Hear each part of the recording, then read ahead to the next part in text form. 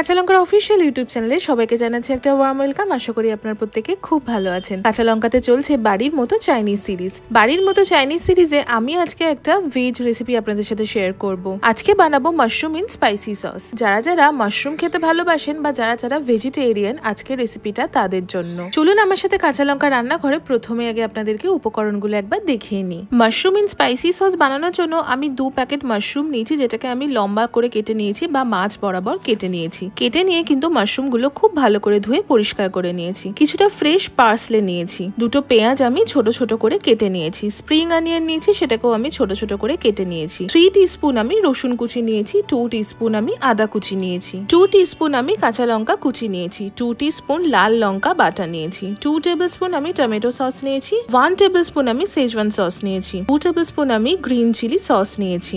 1 tablespoon আমি সোয়া sauce নিয়েছি। 1 teaspoon আমি ভিনিগার নিয়েছি। 1 টেবিলস্পুন আমি গোলমরিচের গুঁড়ো নিয়েছি। স্বাদ মতো নুন নিয়েছি। আমাদের কিন্তু একটাই উপকরণ লাগছে। চলুন এবার সোজা রান্নাঘরে রান্নাটা শুরু করে ফেলি। আমি প্রথমেই একটা প্যান বা কড়াই নিয়েছি, তাতে 2 টিস্পুন মতো সাদা তেল বা ভেজিটেবল অয়েল গরম করে নিয়েছি। তেল গরম হয়ে গেলেই আমি কেটে রাখা মাশরুমগুলো দিয়ে দিলাম। আমি আগেও বলেছি মাশরুমটা কিন্তু অবশ্যই খুব ভালো করে ধুয়ে পরিষ্কার করে নেবেন, কারণ মাশরুমের গায়ে কিন্তু অনেক ধরনের নোংরা থাকে, তাই সেটাকে ভালো করে ধুয়ে কিন্তু পরিষ্কার করে নিতেই হবে। মাশরুমটা দিয়ে আমি ওপর থেকে সামান্য নুন ছড়িয়ে দিলাম আর দিলাম 1 টিস্পুন মতো গোলমরিচের গুঁড়ো। এবার মাশরুমগুলোকে আমাদের খুব ভালো করে ভেজে নিতে হবে। মাশরুমটা ভাজার সময় দেখবেন মাশরুম থেকে কিন্তু অনেকটা জল ছাড়তে শুরু করেছে। এই জলটা একটু শুকিয়ে আসা পর্যন্ত আমরা মাশরুমগুলো ভালো করে ভেজে নেব। মাশরুমটা ভাজা হতে একটু সময় লাগবে, তারই মাঝে আমি সসটা একটু রেডি করে নিই। আমি তার জন্য একটা মিক্সিং বোলে প্রথমে সোয়া সস নিলাম, তারপর নিলাম ভিনিগার, নিলাম টমেটো সস, নিলাম সেজওয়ান সস,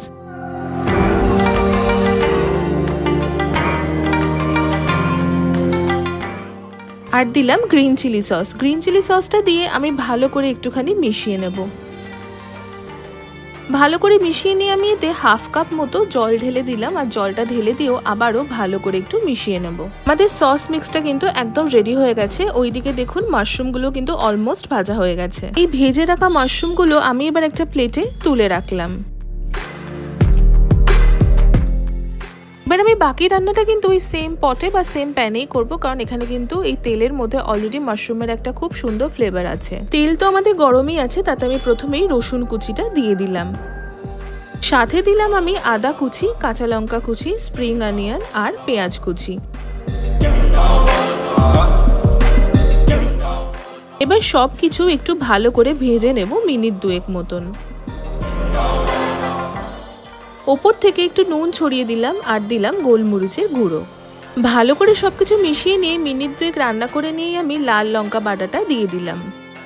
যেহেতু এই রান্নাটার নামই হচ্ছে মাশরুম ইন স্পাইসি সস, তাই কিন্তু এই রান্নাটা একটু স্পাইসি হয়, তার জন্য আমি এখানে লাল লঙ্কা বাটাটা ইউজ করেছি। লাল লঙ্কা বাটাটা দিয়ে ভালো করে একটু মিশিয়ে নিয়ে আমি একটু ঝালটা ব্যালেন্স করার জন্য সামান্য চিনি দিলাম। আপনারা যদি একটু কম স্পাইসি বানাতে চান সেক্ষেত্রে কিন্তু লাল লঙ্কা বাটাটা স্কিপও করতে পারেন, তবে এই লাল লঙ্কা বাটাটা দিলে কিন্তু একটা অন্যরকম ঝাঁঝ আসে এই রান্নাতে, তাই জন্য আমি ব্যবহার করেছি। আপনারা চাইলে চিনিটা দিতেও পারেন বা চিনিটা স্কিপও করতে পারেন। চিনিটা দেবার পর মিনিট খানেক মতো রান্না করে নিয়ে আগে থেকে তৈরি করে রাখা সস মিক্সটা আমি ঢেলে দিলাম।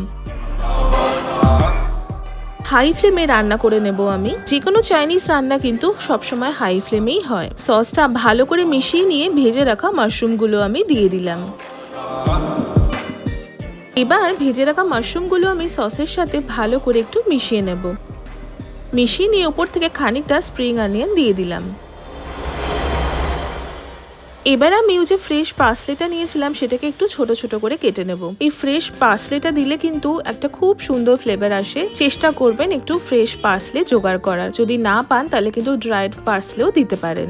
আমাদের মাশরুম ইন স্পাইসি সস কিন্তু অলমোস্ট রেডি হয়ে গেছে। ওপর থেকে আমি এবার ফ্রেশ পার্সলেটা একটু ছড়িয়ে দিলাম।